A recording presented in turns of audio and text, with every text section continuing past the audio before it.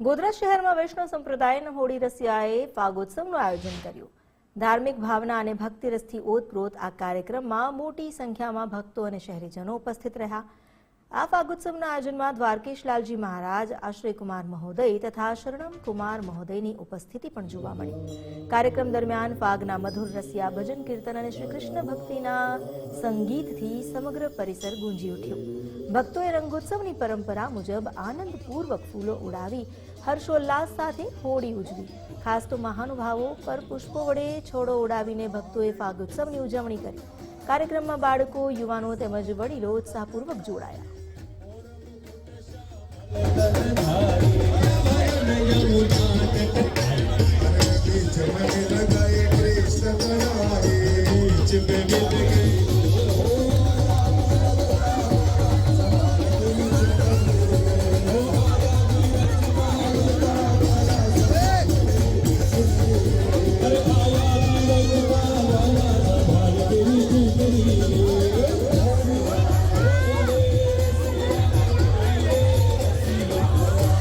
ગોધરા શહેરમાં વર્ષો વર્ષથી હિન્દુ પ્રણાલિકાના ભાગરૂપે વર્ષો વર્ષથી હોળીના રસિયા ગાવામાં, એના કીર્તન અને દોડ કરવામાં આવતા હોય છે।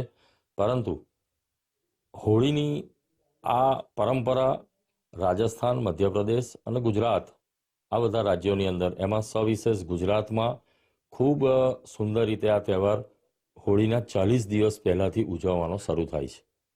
આ તહેવાર રંગનો તહેવાર છે।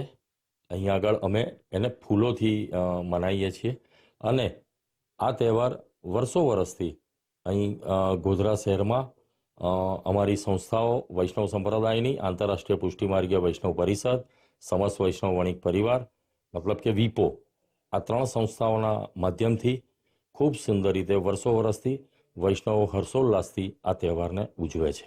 અને ભક્તિનો રંગ એવો ચઢે આપણા ઉપર કે વર્ષ દરમિયાન સત્સંગની, સંગઠનની, સત્કર્મની, સેવાની, સ્મરણની આ બધી જ રંગીન ભક્તિની ભૂમિકાઓ આખા વર્ષ આ બધાનો રંગ આપણા પર ચડ્યો રહે એવી શુભકામનાઓ સાથે જ્યારે આ મહામહોત્સવ ઉજવાયો તે માટે ફરીવાર આંતરરાષ્ટ્રીય પુષ્ટિમાર્ગીય વૈષ્ણવ પરિષદ, વિપો અને સમસ્ત એસવીપી સાથેની જેટલી પણ બીજી સંસ્થાઓમાં જોડાઈ એ બધી સંસ્થાઓ માટે મારા ખૂબ ખૂબ અભિનંદન છે, મારી ખૂબ ખૂબ શુભેચ્છાઓ છે।